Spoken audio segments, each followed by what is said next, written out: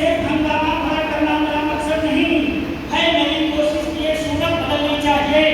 मेरे सीने में नहीं तो तेरे सीने में सही हो, कहीं दिमाग में आग चलनी चाहिए। आज समाज के प्रति, समाज के स्वाभिमान के लिए, समाज के सम्मान के लिए, समाज के अभिमान के लिए और मोदी समाज के गौरव अधिकार के लिए यह हमेशा जल्दी रहनी चाहिए।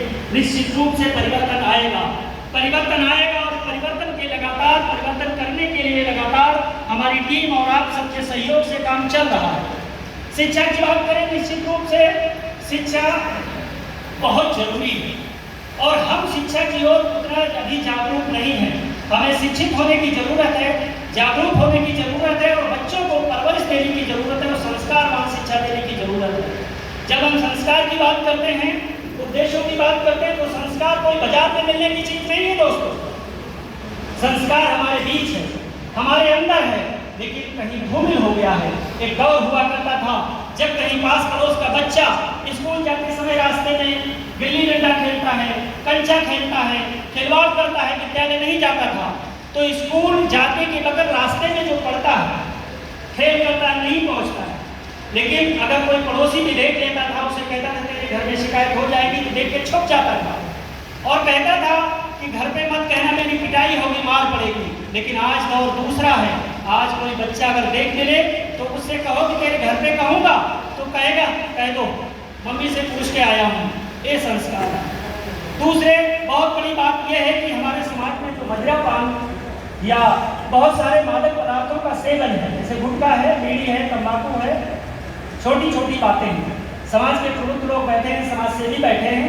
हम करते क्या हैं कि बच्चों से कहते ला बंडल ले आ, खैनी की पुड़िया ले आ, एक गुटखा ले आ।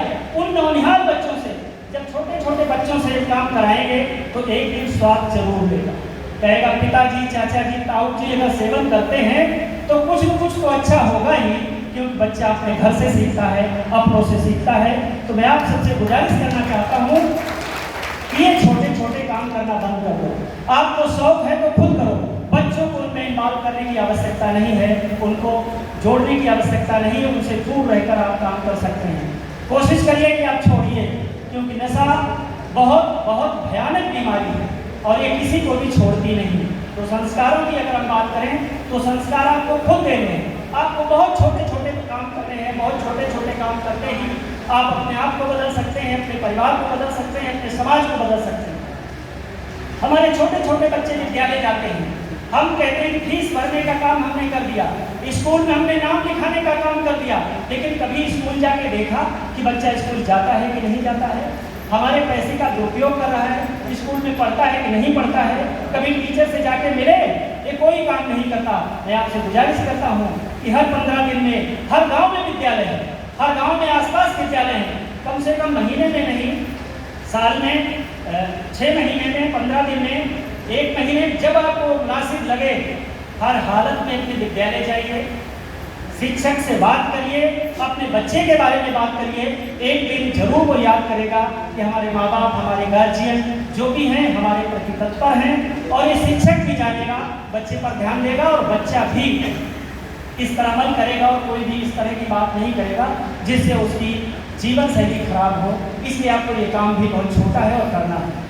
कभी कभी समाज में सवाल उठता है कि हम तो साहब पढ़े लिखे ही नहीं हैं, बच्चों को पढ़ाने की कोशिश करते हैं, तो बच्चों को हम कैसे पढ़ाएं?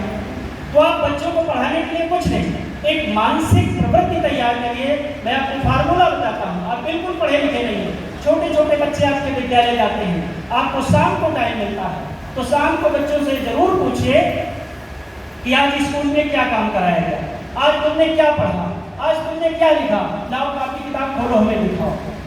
अगर बच्चा नहीं, उसे क्या पता पिताजी पढ़े लिखे हैं कि नहीं, वो हमारी बात को समझेंगे कि नहीं समझेंगे कि हमने क्या लिखा।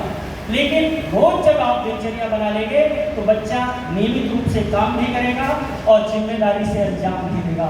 मैं आपसे भी गुजारिश करता हूँ जो पढ़े लिखे नहीं भी हैं, पढ़े लिखे लोगों को करना ही, नहीं भी पढ़े लिखे तो ये सोचने की आवश्यकता नहीं है कि हमें ये नहीं करना। अगर आप करेंगे, ये बहुत छोटे छोटे काम जो आपसे शेयर कर रहा हूँ मैं, इतना काम करेंगे तो बच्चे मेहनत करेंगे, पढ़ेंगे, संस्कारवान भी बनेंगे, आपकी अच्छी बात भी मानेंगे और समाज में नाम भी रोशन करेंगे। दूसरी बात मैं कहना चाह रहा हूँ, समाज में बहुत ज़्यादा कुरीतियाँ व्याप्त हैं। समाज इस समय जितना भ्रमित है उतना शायद ही कभी रहा हो जितना मैं समाज को देख पा रहा हूँ। तमाम सामाजिक मंच तैयार हो चुके हैं, तमाम राजनीतिक दल तैयार हैं जो हमारे समाज को तोड़ते तोड़ते तोड़ते तोड़ते कहाँ तक पहुँचा दिया। इतने संगठन कर दिए, इतने हिस्से कर दिए, इतनी विचारधाराएं भर दी, इतने दिमाग में फितूर भर दिए कि लोग संगठित होकर काम नहीं कर पाते। कहीं भी कार्यक्रम होता है वो समाज का कार्य है, सभी के गौरव का काम है, हमारे सम्मान का काम है, हमारे स्वाभिमान का काम है, हमारे वीरांगनाओं के इतिहास को जानने का काम है, उनको सम्मान देने का काम है। लेकिन कुछ ही लोग ऐसे हैं, आज भी हैं कि अरे वहाँ मत जाना, उनका कार्यक्रम है। ऐसे लोग हैं, तो इससे भी बचना है। किसी का भी कार्यक्रम हो, अगर वो समाज के हित में है, अगर वो देश के हित में है, तो उसमें जरूर सहभागिता करिए। इसमें किसी तरह की कोई उपाय करने की आवश्यकता नहीं। परिवर्तन प्रकृति का नियम है और बदलाव आए। बदलाव के लिए लगातार हम काम करते हैं।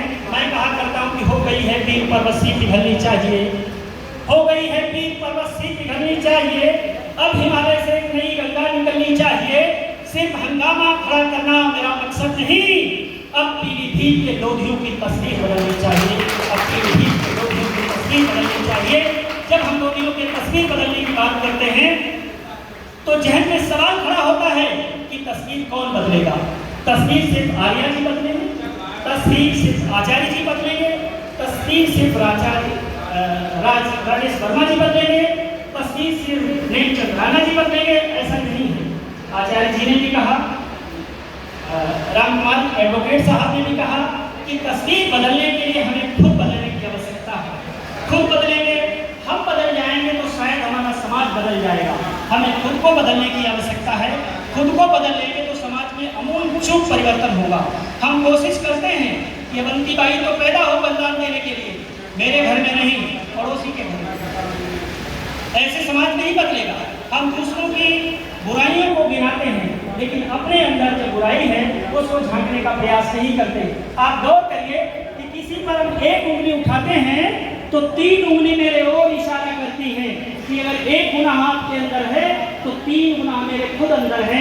मैं आपसे गुजारिश करना चाहता हूँ कि उन गुनाहों को, खुद के अंदर छुपी हुई बुराइयों को दूर करें। समाज में व्यापक जो सांप्रदायिकता है, समाज में जो तोड़ फोड़ की प्रक्रिया चल रही है, उन सबको दूर करने का एक प्रयास करें, तभी हम अपने समाज को बदल पाएंगे। और मैं हमेशा इस बदलाव के लिए प्रयास करता हूँ। जो लोग समाज में बिखराव की बात करते हैं, मैं अक्सर कहा भी करता हूँ कि अपने जीते जी किसी दिल को न रोने दूंगा, अपने जीते जी किसी दिल को न रोने दूंगा, बीज नफरत का किसी दिल में न बोने दूंगा। जान हाजिर है मेरी जान के टुकड़े कर दो, अब इस लोधी समाज के टुकड़े नहीं होने दूंगा, लोधी समाज के टुकड़े नहीं होने दूंगा। बहुत समाज को तोड़ने मरोड़ने का काम किया है, चाहे राजनीति के नाम पर हो। और पीलीभीत में एक और बात चलती है, किसान में और लोधियों में। अरे क्या होता है किसान लोधी? आचार्य जी ने भी कहा, ईश्वर ने सबको एक बनाया है, न कोई धर्म है न कोई जाति है। अगर धर्म है तो सिर्फ मानवता है।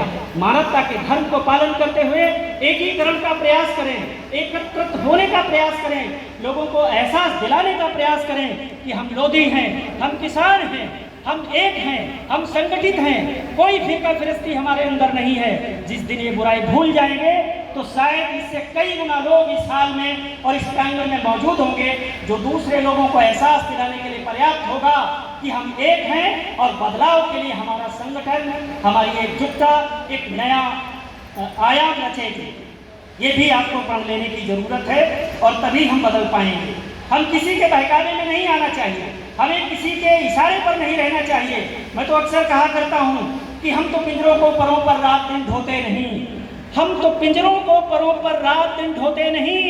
आदमी हैं हम, किसी के पालतू तोते नहीं। आदमी हैं हम, किसी के पालतू तोते नहीं। हमारे अंदर बुद्धि है, हमारे अंदर विवेक है, हमारे अंदर ज्ञान है, हमारे अंदर विज्ञान है। तो अपने समाज की रक्षा क्यों नहीं कर सकते? अपने धर्म की रक्षा क्यों नहीं कर सकते? अपने स्वाभिमान की रक्षा क्यों नहीं कर सकते? उस गौरव को हासिल क्यों नहीं कर सकते? मैं अक्सर कहा करता हूं कि ऐसा भी जीना क्या जीना जिसकी कोई यान न हो, ऐसा भी जीना क्या जीना जिसकी कोई यान न हो।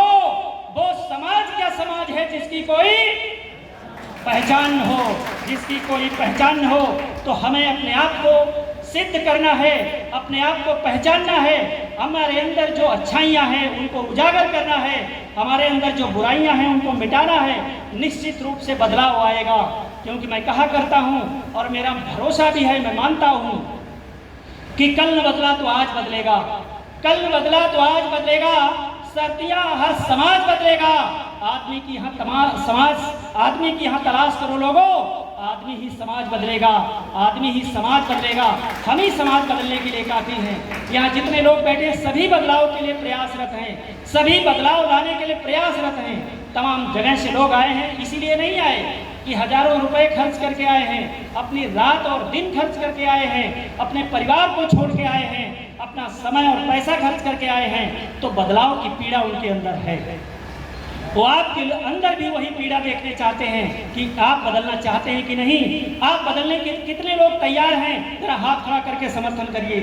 बदलाव के लिए सभी समर्पित हैं, आपका बहुत बहुत साधुवाद। और इसी तरीके से अगर हम करते रहे तो निश्चित रूप से बदलाव आएगा। महिला सशक्तिकरण पर बहुत बात हुई, मातृशक्ति यहाँ बैठी है, मैं सबको नमन करता हूँ।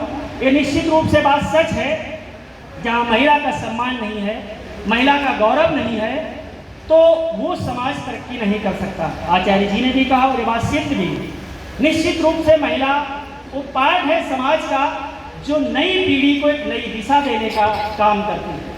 पुरुष को पैसा कमाने चला जाता है, घर छोड़ के बाहर चला जाता है, परदेश भी जाना पड़ सकता है, लेकिन महिला समाज का निर्माण करती है, बच्चों को पालती है, पोसती है, परवरिश देती है, शिक्षा देती है। और कहा भी जाता है किसी बच्चे की पहली शिक्षिका माँ होती है। तो निश्चित रूप से परिवर्तन महिला ला सकती हैं। मातृशक्ति को मैं नमन करता हूँ और गुजारिश करता हूँ कि अगले कार्यक्रम में निश्चित रूप से महिला शक्ति को आप बढ़ावा दें। हर व्यक्ति अपने साथ इस नारी शक्ति को सम्मान दें और लाएं और उनको स्थान दें, तब हमारा समाज आगे बढ़ेगा और परिवर्तन तभी निश्चित हो पाएगा। बहुत सारी खामियां हैं, मैं किस किस पर बात करूं। बेरोजगारी इस कदर व्याप्त है। हमारे समाज की सबसे बड़ी विडंबना क्या है? कहा भी जाता है कि नशाखोरी में एक कहावत है हमारे यहाँ बहुत ज़्यादा प्रचलित है, और कई जगह देर सवेर अगर कार्यक्रम में पहुँच भी गए तो बहुत सामने दिखाई पड़ता है कि सूर्य हुआ अस्त और लोधी हुआ मस्त। एक दो जगह कार्यक्रम करने गए, वहाँ शाम होने के बाद किसी कीमत पर आप कार्यक्रम नहीं कर सकते। वहाँ एक दो बहुत होशियार लोग आ जाते हैं जो कार्यक्रम को आपको होने नहीं देंगे, तो उस पर मैं नहीं जाता हूँ। इसी वजह से समाज में इतनी व्याप्त समस्याएं पैदा हो गई। मैं सिर्फ और सिर्फ लोधी समाज को इंगित करके कहना चाहता हूँ, परंपरागत रूप से हम खेती करते चले आए हैं, उसमें भी सम्मान नहीं। सम्मान इसलिए नहीं कि मैं एक छोटी सी बात आपके सामने शेयर करना चाहता हूँ कि एक उद्योगपति एक छोटी सी माचिस बनाता है जिसकी कीमत बनने पर सिर्फ 10 पैसे की होती है उसकी लागत, और उस पर स्पष्ट रूप से इसका लिखता है MRP खुदरा मूल्य लिखता है 1 रुपया। 10 पैसे खर्च करने वाला उद्योगपति, उसे अधिकार है कि मैं अपनी माचिस को 1 रुपये में बेचूंगा, तो किसान को क्यों नहीं? सवाल बहुत बड़ा है, किसान को क्यों नहीं है कि हमारी फसल में कितनी लागत लगी, कितना परिश्रम लगा, कितनी निराई गुड़ाई लगी, उसे बेचने का अधिकार नहीं है। वो कहाँ बेचेगा? कोई सुनने वाला नहीं है। क्षेत्र में हमारे कहीं किसानों ने आंदोलन किए, खासतौर से हरियाणा पंजाब में, उनको अधिकार मिला। MRP पे लड़ाई बहुत समय से चल रही है कि क्या मूल्य सरकार निर्धारित करे, और सरकार में जो मूल्य निर्धारित करने का काम करते हैं, अगर उन्हें सरसों की बाली दिखा दें, यकीन करिए वो पहचान नहीं पाएंगे कौन सी फसल है, वो पहचान नहीं पाएंगे। इसका जीता जागता उदाहरण है। एक काफ़ी अरसे की बात है, हमारे यहाँ के कृषि मंत्री थे, बहुत बड़ी हस्ती थी। दिल्ली में कोई किसान गया और उससे कहा कि यही फूल की बाली दिखाई, वो पहचान नहीं पाए कि इस खेत की मूली है। तो ऐसे लोग जब निर्धारण करेंगे, जो AC में बैठते हैं, AC में बैठ के किसानों का फैसला जब तक होता रहेगा, आपको हक नहीं मिलेगा, आपको अधिकार नहीं मिलेगा। आपको उसके लिए भी लड़ना है, आपको संगठित होना है, किसानों के हित के लिए लड़ना है, अपने अधिकार के लिए लड़ना है, अपने सम्मान और गौरव के लिए लड़ना है। जिस दिन आप एकत्रित होकर इस तरह के आंदोलन में सहभागिता करेंगे, निश्चित रूप से हरियाणा और पंजाब की तरह किसानों की जो बात सुनी जाती है, उत्तर प्रदेश में भी सुनी जाएगी, लेकिन हमें एकजुट होकर आवाज़ उठानी है। एकजुट होकर आवाज़ उठाएंगे तभी निश्चित रूप से इसमें परिवर्तन होगा, हम बदलाव ला पाएंगे। जो हम किसानों की बात कर रहे हैं पीड़ा की, तो आप देखिए हम परंपरागत रूप से खेती करते चले आए हैं। मैं आपको फिर एक छोटी बात से वाकिफ कराना चाहता हूँ। हमारे पिता बाबा के नाम 100 बीघा जमीन थी, 4 बेटे हमारे बाबा के हुए। अब एक ही पीढ़ी में 20 साल के अंदर जमीन कितनी हिस्से में आई? मेरा गणित कमजोर है, आप बता देंगे तो अच्छी बात है। बाबा के नाम 100 बीघा जमीन थी, 4 बेटे उनके हो गए। 25 बीघा एक पीढ़ी में 20 से 25 साल में हम 25 बीघे के आप 100 से संयोग से हमारे पिताजी की भी 4 बेटे हो गए। अब बताओ कितनी बची? मेरा गणित कमजोर है, मैं आपसे रूबरू हो रहा हूँ, आपको चेतना देने का काम कर रहा हूँ, आपको झकझोरने का काम कर रहा हूँ कि आप सोचिए आप कर क्या रहे हैं। 4 बेटे मेरे पिताजी के हिस्से में 1 एकड़ जमीन आई, 2 पीढ़ी गुजरी, 40 वर्ष समय गुजरा, 100 बीघे से हम 6 बीघे पे आ गए, 2 बेटे मेरे भी हो गए। अब कितनी बची? 3 बीघे में घर बनाओगे, मवेशियों को पालने के घर बनाओगे, भूसा भरोगे, कंडे उपले भरोगे या खेती करोगे? जवाब आपके पास है। क्या करोगे? घर बनाने की जगह बचेगी, उपले रखने की जगह थोड़े दिन बाद वो भी खत्म हो जाएगी। परिणाम क्या आपके सामने है? बहुत सारे पीलीभीत से क्या पूरे उत्तर प्रदेश और बिहार से। यही कारण है जो मैं बताना चाहता हूँ, जिस वजह से हरियाणा, पंजाब, दिल्ली, गुड़गांव, उत्तराखंड, महाराष्ट्र, तमाम प्रदेशों में हमारे समाज के हर गांव से 200 से 300 युवा जो अपने परिवार को, माँ बाप को, बीवी बच्चों को छोड़कर चले जाते हैं। यही कारण है। रोटी उनको भी खाना है, 3 पीढ़ी में हमारे पास रहने की जगह बची तो जमीन है ही नहीं। जो परंपरागत खेती हम कर रहे थे वो बची नहीं, तो खेती कहाँ से करेंगे? खेती नहीं हो तो रोटी कहाँ से खाएंगे? रोटी नहीं खाएंगे तो या तो हम दूसरे काम करेंगे, चोरी डकैती के काम करेंगे, ऐसे काम करेंगे जो समाज विरोधी और कानून विरोधी हैं। परिणाम क्या होगा कि हमें घर परिवार छोड़कर पलायन जाना पड़ेगा। और आप सबके साक्षी हैं, ऐसा कोई सा भी एक गांव बता दो जहां से बच्चे हरियाणा, पंजाब, दिल्ली नहीं जाते हैं। आप सोच लो, विचार कर लो कि आपके साथ क्या हो रहा है और क्या आप कर रहे हैं। निश्चित रूप से आप परंपरागत खेती के साथ बच्चों को पढ़ाकर उनको आगे बढ़ाना है। खेती के साथ साथ उनको अगर नौकरी नहीं मिलती तो आपको रोजगार मुहैया कराना है, आपको कोई इस तरह का बिजनेस कराना है ताकि अगर खेती से कुछ नहीं हो पा रहा है, खेती अब उस लायक नहीं बची है, तो परिवार तो पलते रहें, बच्चे तो पढ़ते रहें, परिवार की जीवन यापन तो होता रहे। अगर ऐसा नहीं किया तो आने वाली पीढ़ी अब कटोरा लेकर हाथ में घूमने से जाएगी। इस बात पर भी आपको विचार करना होगा। इस पर बदलाव के लिए बहुत सारी बातें, छोटी सी बात मैंने आप सबके सामने इसलिए रखी कि पीलीभीत के हर गांव में इस तरह की पीड़ा है और इस पीड़ा को दूर करने का एक है कि बच्चों को पढ़ाइए और दूसरे पैरेलल व्यवसाय में उनको इंगेज करिए, उनको जोड़िए, ताकि खेती में सब लोग न लगकर, कम खेती है तो दूसरे तरह से भी जीविका यापन के लिए हम और काम करें। इस पर जब तक विचार नहीं करेंगे, इस पर जब तक काम नहीं करेंगे, तब तक काम नहीं हो सकता। नशाखोरी व्याप्त है, निश्चित तौर पर नशाखोरी बहुत ज़्यादा है, नशाखोरी, इसमें कोई दो राय नहीं। मैंने एक सज्जन से पूछा, एक कार्यक्रम में गए थे, एक सज्जन से बात हो रही थी और उसने मेरे कार्यक्रम को बिगाड़ा था। कार्यक्रम को बिगाड़ा इसलिए वो दारू पी के आ गए वहाँ से, और दारू पी के आ गए तो किसी के सुनने के बजाय अपनी लगाए जा रहे कार्यक्रम बिगाड़ा। फिर मैंने कार्यक्रम को छोड़ा, उनको पकड़ा। मैंने कहा इनको हमें सबसे पहले डील करना है, इन्हीं का नशा उतारना है। एक गांव में चौपाल लगी थी, नशा उन्मूलन का हमारा आंदोलन चल रहा था। मैंने उनको बैठाया, बाकायदा बैठाया। नशा की भी प्रति पर आपसे बात कर रहा हूँ, क्योंकि समाज में व्याप्त बुराइयाँ इतनी हैं कि जिनको एक एक गिनते जाएंगे तो कई घंटे गुजर जाएंगे, बुराइयाँ कम नहीं होगी। तो मैंने उनको सामने बैठाया और उनसे पूछा कितने साल से ये काम कर रहे हो। पहले तो ये पूछा कि क्या क्या कर रहे हो। दारू भी पीते थे, कच्ची पक्की दोनों पीते थे, बीड़ी भी 2 बंडल पीते थे और गुटखा भी खाते थे। इतनी बुराइयाँ। मैंने कहा कितने साल से कर रहा हूँ? बोले कम से कम 10 साल की उम्र रही होगी तब से कर रहा हूँ, आज मैं 50 साल का हूँ। तो मैंने कहा लगभग 40 साल से ये काम कर रहे हैं, कितनी पी लेते हैं? बोले 1 क्वार्टर तो कम से कम रोज पी ही लेते हैं। हमने बंडल कितने पीते हैं? बोले 2 बंडल पी लेते हैं। मैंने गुटखा, बोले 10 गुटखा खाते हैं। कोई गणित का हिसाब किताब वाला हो तो लगा के बताओ भैया। 30 दिन एक महीने में होते हैं, 80 रुपये का क्वार्टर है, तो 8 के 24, 240 की तो हो गई शराब एक महीने की। 10 रुपये का बंडल, 2 बंडल 20 रुपये के, 600 रुपये वो हो गए कि नहीं? 2400 रुपये की शराब हो गई, 2400 की। और 10 गुटखा 50 के हो गए, तो एक महीने में लगाओ हिसाब कितना हुआ? 150 के गुटखा हो गए, नहीं 300 के। कोई है गणित का होशियार आदमी? मैं आपसे रूबरू कराना चाहता हूँ कि समाज हमारा किस दिशा में जा रहा है। तो औसतन कम से कम 2000 रुपये उसका खर्चा, 3000 के आसपास शायद खर्चा था। तो मैंने कहा कि अब आप 40 साल का लगाओ, एक महीने का, फिर एक बरस का, फिर 40 साल का।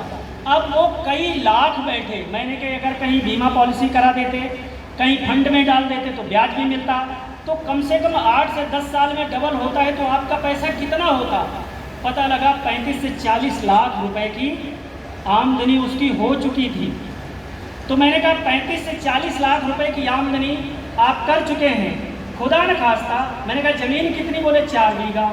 हमने कि आपके फेफड़े खराब हो गए, आपके गुर्दे खराब हो गए, तो कहीं अगर भर्ती हुए तो आपकी स्थिति ये नहीं कि घर वाले आपका इलाज करा पाएंगे, या तो आप मर जाएंगे, और आपका इलाज कराना पड़ा तो आपकी ज़मीन बिक जाएगी। इसका मतलब आपको अपने बच्चों से भी प्यार नहीं है।